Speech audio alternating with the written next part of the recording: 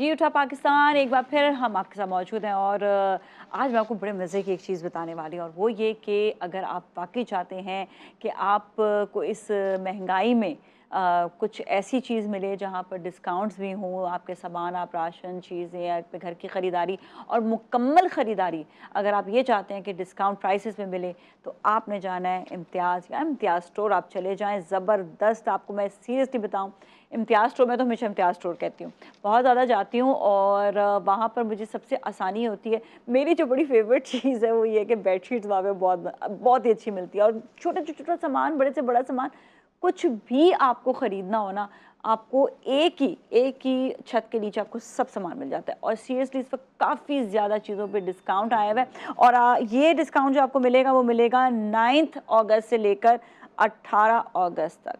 तो आप जाएं आज ही और इम्तियाज़ स्टोर से जाकर आप अपने घर का राशन हो, कोई और सामान हो, कोई भी आपके घर की चीज़ हो, इवन आप छोटी से छोटी चीज़ भी ले लें, बड़ी से बड़ी चीज़ भी ले लें, आपको वहाँ पर आराम से मिल जाएगा। अच्छा, एक और चीज़ मैं आपको बता दूं कि अगर आप वहाँ पर, क्योंकि महीने का सामान तो लेना ही होता है और आपकी शॉपिंग ज़ाबिते पैसे उसमें ज़्यादा लग ही जाते हैं, तो 15,000 की आपने अगर शॉपिंग कर ली, 15,000 की शॉपिंग पर आपका नाम जो है वो आ जाएगा कुरानदाजी में। और कुरानदाजी में आने के बाद आपको पता है कि आप जीत सकते हैं 25,000 का फ्री शॉपिंग वाउचर। ओह! कितनी ज़्यादा बचत हो जाएगी, बड़ा ही ज़बरदस्त। सीरियसली अभी जो लोग देख रहे हैं मुझे, वो इम्तियाज़ स्टोर ज़रूर जाएँ और वहाँ पर जाकर शॉपिंग भी करें और डिस्काउंट्स भी हासिल करें, प्लस आप 15,000 की शॉपिंग के बाद आपका नाम जो है वो कुरानदाजी में भी आ जाएगा। आप जीत सकते हैं गिफ्ट वाउचर भी, जो 25,000 का होगा, फ्री शॉपिंग गिफ्ट वाउचर होगा। अच्छा, एक चीज़ और मैं आपको ये बता दूँ कि इम्तियाज़ स्टोर जो है वो कराची के अलावा और भी शहरों में है और ये है कराची, लाहौर, इस्लामाबाद समेत 12 शहरों में। तो जिस जिस शहर में भी इम्तियाज़ स्टोर है वहाँ पर जाकर ज़रूर शॉपिंग करें। और अक्सर ऐसा होता है ना कि जिस तरह लाहौर से करीब जो इलाके हैं वो वहाँ पर चले जाते हैं और अगर इस्लामाबाद से करीब जो इलाके हैं वो भी इस्लामाबाद जाके भी शॉपिंग कर सकते हैं। कराची से करीब है, कितने सारे एरियाज़ हैं, मतलब शहर हैं, वो भी अगर यहाँ पर आएँ और आके शॉपिंग करें तो ईज़िली उनको एक ही रूफ़ के नीचे आपको बहुत सारे जो हैं वो सामान, बहुत सारा सामान मिल जाएगा। और साथ आपको ये बताएं कि एक ही इनका जो है वो स्टोर नहीं है, बल्कि एक शहर में भी इनके बहुत सारे स्टोर्स हैं। तो आप जाएं और इन्जॉय करें शॉपिंग को। अब हम बात करेंगे थोड़ी सी महंगाई पर भी, क्योंकि डिस्काउंट की बात हो गई है। आपको देखें कितनी अच्छी जो इस वक्त फैसिलिटी दी है इम्तियाज़ स्टोर ने। तो हम जो महंगाई पर बात करने वाले हैं वो करने वाले हैं, हमारे साथ गेस्ट हैं। पहले तो मैं उनका तारुफ करवाऊंगी, उबैद शाह साहब जो पॉलिटिकल एनालिस्ट है। अस्सलाम वालेकुम। जी वालेकुम कैसे आप, ठीक अस्सलाम। ठाक हैं? अल्हम्दुलिल्लाह। ऑलराइट, ये पल्स कंसल्टेंट रिपोर्ट के मुताबिक जो है ये हमारे यहाँ पे महंगाई की शरह जो है वो बहुत ज़्यादा, आम बंदा जो है वो चीज़ें ख़रीदने के, अशिया ख़रीदने के लिए बड़ा उसके लिए मुश्किल है। इसके अलावा गैस के बिल्स बहुत ज़्यादा हो गए, इलेक्ट्रिसिटी के बिल ज़्यादा हो गए। अच्छा, और तो और अब किराए भी ज़्यादा होते चले जा रही हैं। नेचुरली चीज़ें बढ़ी हैं तो लोगों के लिए जो छत है वो सबसे ज़्यादा इंपॉर्टेंट होती है। कहते हैं ना कि खाना भी कहीं ना कहीं से मिल ही जाता है, लेकिन छत जो है वो कहीं से नहीं मिलती है। छत के लिए बड़ा मुश्किल होता है। तो ये खैर बहुत सारी पॉइंट्स हैं। इससे पहले कि हम बात को शुरू करें, मैं थोड़ा सा ये पल्स कंसल्टेंट रिपोर्ट जो इसके बारे में जानना चाहती हूँ, लोग भी जानना चाहेंगे आखिर है क्या। जी बिस्मिल्लाहिर्रहमानिर्रहीम। ये आपने सही कहा। देखें, वैसे तो आपने अच्छी खबर दी डिस्काउंट की, और लोगों को बड़ी ज़रूरत है कि डिस्काउंट्स दिए जाएं। और जो यहाँ कारोबारी इदारे हैं जिस सतह पर भी काम कर रहे हैं वो कुछ बेनिफिट अपने प्रॉफिट में से कट ऑफ करके लोगों तक डाइवर्ट भी करें। पल्स कंसल्टेंसी जो है ये एक सोशल रिसर्च ऑर्गेनाइजेशन है जो सोसाइटी की डायनामिक्स को समझने में मदद देती है कारोबारी इदारों को। तो इन्होंने एक पोल किया, सर्वे किया गैलप के साथ जुलाई 2024 में, और उसमें इन्होंने ये फाइंड आउट किया, जो इनकी रिविलेशंस हैं वो ये हैं कि जी कोई 74% पाकिस्तानी इस वक्त इस हाल में है कि वो अपनी जो अखराजात हैं या बुनियादी ज़रूरियात हैं उन्हें वो पूरा करने में नाकाम है, वो नहीं पूरा कर पा रहे। और ये उनका पिछले सर्वे के मुताबिक ऐसी पाकिस्तानियों की तादाद पिछले साल 60% थी और इस साल उसमें 14% इजाफा हुआ है।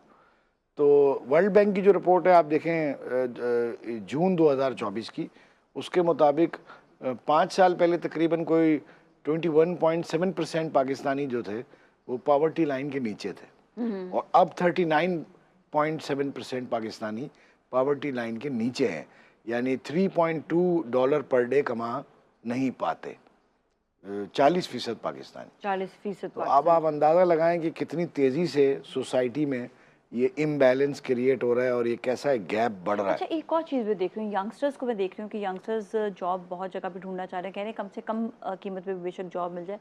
एक तो होता है ना कम कम पैसों की जॉब, एक है कि जॉब ही नहीं मिल पा रही है, ये भी एक बहुत बड़ा अनएम्प्लॉयमेंट। देखें अभी ये एक और बड़े चैनल ने इनके साथ कोलैबोरेशन करके ऐसे ही इदारे के साथ एक और सर्वे किया था, उसमें पाकिस्तानियों से पूछा गया था आपका ज़िंदगी में बड़ा मसला क्या है, या इस मुल्क में आपके ख्याल में 2 बड़े मसले क्या हैं। तो उन्होंने कहा महंगाई और गुर्बत, बेरोज़गारी। और ये महंगाई को तो आप उसी से मिला लें, गुर्बत से मिला लें, बेरोज़गारी यानी अनएम्प्लॉयमेंट। लोगों की देखें जॉब्स कट हो रही हैं।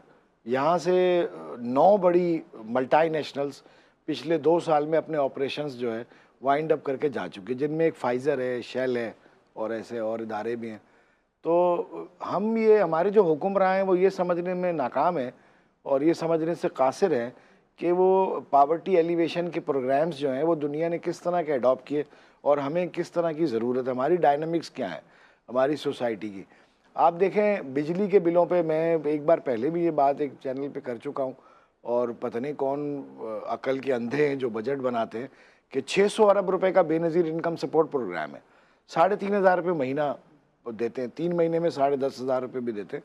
उसमें से जो जिन्होंने इनलिस्ट कराया होता है वो कुछ पैसे तो वही ले जाते हैं। बाकी आप किसी को, एक फैमिली को 3,000 रुपये देंगे, वो क्या करेगी उस फैमिली उससे? 92 लाख खानदानों को 600 अरब रुपये आप दे रहे हैं और 803 अरब रुपया बिजली के बिलों पे टैक्स से जमा कर रहे हैं। Super tax, with holding tax, additional tax, फला सरचार्ज। बिजली के बिल लोगों की ताकत से बाहर चले गए। फैक्ट्रीज जो हैं वो अपनी कॉस्ट ही पूरी नहीं कर पा रही, मैच ही नहीं कर पा रही।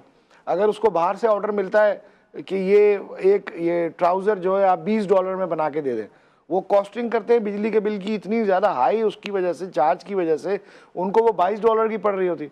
वो माजरत कर लेते हैं, हम ये ऑर्डर ही पूरा नहीं कर सकते, सॉरी, वो ऑर्डर शिफ्ट हो जाता है दूसरे किसी कंट्री में, और वो अपनी एम्प्लॉयमेंट कम करने पे मजबूर हो जाते हैं कि भाई क्या करें, हम कैसे ऑर्डर मीट करें, हमें कॉस्ट नहीं करता। और जो 3,000 की बात है, उस 3,000 से कुछ भी नहीं होता। अगर आप देखें तो वो 600 अरब रुपया बांटने के लिए, पॉलिटिकल सिर्फ माइलेजेस के लिए, वो बांटने के लिए आप 800 अरब रुपया बिजली से जमा करते हैं। आप इस बजट को देखें, ये बजट तो कातिल बजट है। मैं समझता हूँ ये ऐसे लोगों ने ये बजट बनाया है कि इस मुल्क में कोई पूछने वाला ही नहीं, किसी की अकल ही नहीं चल रही, पता नहीं क्या हो रहा है। पिछले साल हमारा रेवेन्यू था 9,000 अरब, अब टारगेट रख दिया गया 13,000 अरब, यानी 4,000 अरब बढ़ा करके हमें रेवेन्यू ज्यादा होगा। कहाँ से होगा ये पता नहीं, सेंटा क्लॉज आएगा, वो डॉलर की बोरियां फेंक के जाएगा, या जमीन में से खजाने निकलेंगे, अल्लाह को पता। देखिए ऐसे तो नहीं होता ना ये कि कहीं से, जिस तरह आपने कहा कि कहीं से आ जाएगा, इसके लिए तो बहुत ज़्यादा स्ट्रैटेजीज बनानी पड़ती है।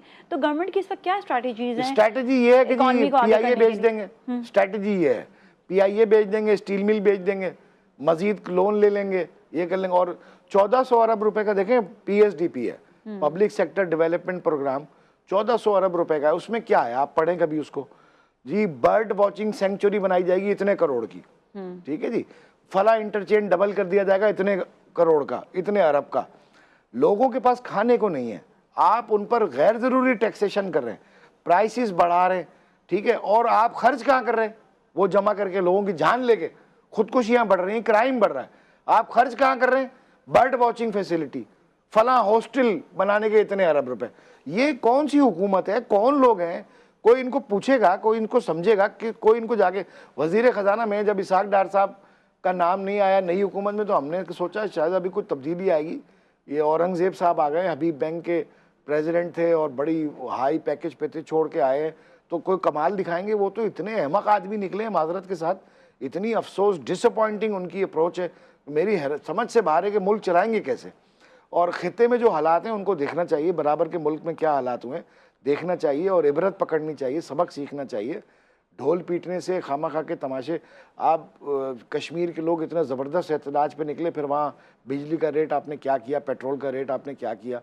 तो ये हालात इस तरफ जा रहे हैं कि लोग बेतहाशा तंग हैं।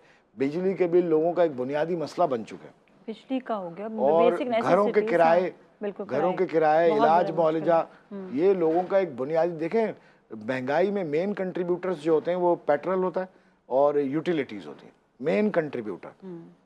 आटा तो आदमी किसी ना किसी तरह ले लेता है, ये भी ले लेता है, दालें भी ले लेता है, मसाले भी ले लेता है, गुजारा करता है। और हमारे यहाँ तो अल्हम्दुलिल्लाह चैरिटी बहुत है, तो अगर ये चैरिटी ना हो तो शायद बहुत पहले। लेकिन देखिए ना, लोग जो है चैरिटी ठीक है अपनी जगह पर है, लेकिन हर कोई तो चैरिटी पे नहीं बेस करता ना। हमारे करोड़ों की आवाम है। और दूसरा ये भी कि मेहनत कश लोग हैं, लोग सफ़ेद पोश लोग हैं, नहीं पसंद करते हैं कि लोगों से मांगना, भिखारी नहीं बनना पसंद करते हैं। देखें तो वो तबका तो एक वक्त में आके जो है ये बड़ा ज़्यादा उनकी इज्जत को जो है ना वो झंझोड़ रहा है। तो अगेन वही बात कि हमारी इंडस्ट्रीज़ को बढ़ाने के लिए, हमारी एक्सपोर्ट्स को बढ़ाने के लिए कोई स्ट्रैटेजी बनाई गई है, तो क्या है वो? नहीं नहीं, कोई स्ट्रेटजी नाम की कोई तो चीज़ ही नहीं है ना।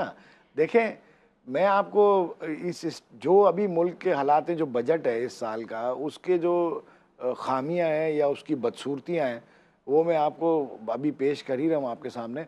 बात ये है ना कि रैशनेल एक होता है सोसाइटी में, एक नज़्म ज़ब्त होता है, एक लिंक्ड होती है एक दूसरे से एक चीज़। यानी आपको पता होता है कि इनकम की प्रोग्रेस क्या है, ग्रोथ क्या होगी। और अभी आप सैलरीड लोगों पे इनकम टैक्स देखें, इंतहा से ज़्यादा लगा दिया। जी जी। यानी इतना कर दिया है कि आदमी लोगों की समझ से बाहर है। आमदनी कम है, अखराजात ज़्यादा है। अब ये फिर क्या करेंगे, कैसे लोग बैलेंस करेंगे चीज़ों इसका को? तरीका ये ना, देखें कि वर्ल्ड बैंक भी कहता है, IMF भी कहता है, हम हमारे लिए तो वो ईवल्स हैं, हम तो उनको बड़ा वो समझते हैं, विलन समझते हैं ना। आम पाकिस्तानी से आप पूछे, वो कहेंगे हम IMF ने मरवाया है, वो वर्ल्ड बैंक ने ये किया हुआ है, उन्होंने हमारे साथ ये कर दिया। लेकिन वो ये बार बार कहते हैं कि आप अपने एक्सपेंस कम करें, आप अपनी मैनेजमेंट बेहतर करें, आप अपनी गवर्नेंस बेहतर करें, आप अपनी पॉलिसी बेहतर करें, और आप अपने वो एरियाज रेवेन्यू के जहाँ रेवेन्यू नहीं आ रहा उन पर फोकस करें। आप देखें 2 लाख इस वक्त पाकिस्तान में इनकम टैक्स में 2 लाख अपीलें पेंडिंग है, ठीक है, जिनमें 5 लाख का टैक्स भी है, 10 लाख का भी है, 1 लाख का भी है, 50 लाख का भी है, करोड़ का भी है। उनमें पता है कितना टैक्स इन्वॉल्व है? 2000 अरब रुपया इन्वॉल्व है। सालों से वो पड़ी हुई है, कोई पूछता नहीं है। अगर उनको डिसाइड कर ले, आधे आधे पे डिसाइड कर ले, वन टाइम उनको वेवर दे दें, भाई चलो आप अपना टैक्स केस बंद कराओ, आप आधे दे दो, 30% दे दो, 40% दे दो, खत्म करो, वाइंड अप करो। तो 1000 अरब कम से कम आमदनी हो सकती है एडिशनली। बट इस पर किसी की तवज्जो नहीं, रिश्वत ले लेंगे पता नहीं कितनी, सरकारी पैसा। अवाम जो है देखें अपना हक कोई तो अदा कर सकती होगी ना। आर्टिकल 19A का इस्तेमाल नहीं हो सकता कहीं पर भी। देखें, अवाम का हक तो फिर आखिर में बड़ा, अवाम अगर ये गवर्न करने लगे तो फिर अवाम तो अवाम होते हैं ना, उनका जो सिमत होती है वो मुतय्यन नहीं होती, उनका एहतजाज होता है, उनका एक एग्रेशन होता है, और उसकी कोई भी शक्ल इख्तियार हो सकती है। तो इसके लिए तो कोशिश यही करनी चाहिए कि इस पर बंद बांधा जाए, इसको एक सैलाब की शक्ल ना हो इख्तियार करने दी जाए। लेकिन इसके बारे में हमारे हुक्मरां हसास नहीं है, और उनकी अपनी खींचातानी ख़त्म नहीं होती। हमारी पॉलिटिकल इनस्टेबिलिटी इतनी है कि हमारे यहाँ कोई बड़ा इन्वेस्टर तो आने को तैयार नहीं है, और अब स्ट्रीट क्राइम्स भी इतने हो गए कि हम इसको सेफ और सिक्योर नहीं समझते कि हम पाकिस्तान में कारोबारी सरगर्मियाँ या वेंचर्स करें। बिल्कुल, इस पे आगे स्ट्रैटेजी बनाना ज़रूरी है, वरना अवाम जो है वो अपनी जगह पर, उनका ज़ाबिते एग्रेशन होता है चीज़ें। लेकिन यहाँ पर मैं एक चीज़ ज़रूर कहूँगी, थैंक यू सो मच आपका शो में तशरीफ़ लाने का, कि आप अवाम जो है ना वो पूछ सकती है गवर्नमेंट के इदारों से कि क्योंकि वो अपना टैक्स दे रहे, तो उनको इतना हक है आर्टिकल 19A के मुताबिक कि आप खर्चा कहाँ कर रहे हैं। इसमें ग्रुप्स बनते हैं, ग्रुप्स जो है वो पूछती है अवाम की जो है ना पूछ होती है, वो पूछ सकती है अवाम जो है। और ये अपना हक इस्तेमाल करते हुए आप ग्रुप्स बनाकर ज़रूर आप पूछें, और जो पढ़े लिखे लोग हैं इसमें ज़रूर आगे शामिल हों। तो आई थिंक बहुत सी चीज़ें हैं जिस पे अगर पूछना शुरू हो जाएंगे तो फिर कुछ आगे डेवलपमेंट भी होगी। जब आप पूछेंगे ही नहीं एक चीज़ को, और आप कहेंगे जैसा हो रहा है मुझ पर, जैसा जुल्म हो रहा है होता रहे, तो फिर अब ये सिचुएशन जो जहाँ तक आ गई है, अभी भी वक्त है। इसके साथ ही जाएंगे ब्रेक की जानिब। ब्रेक के बाद वापस मिलते हैं, हमारे साथ ही रहें।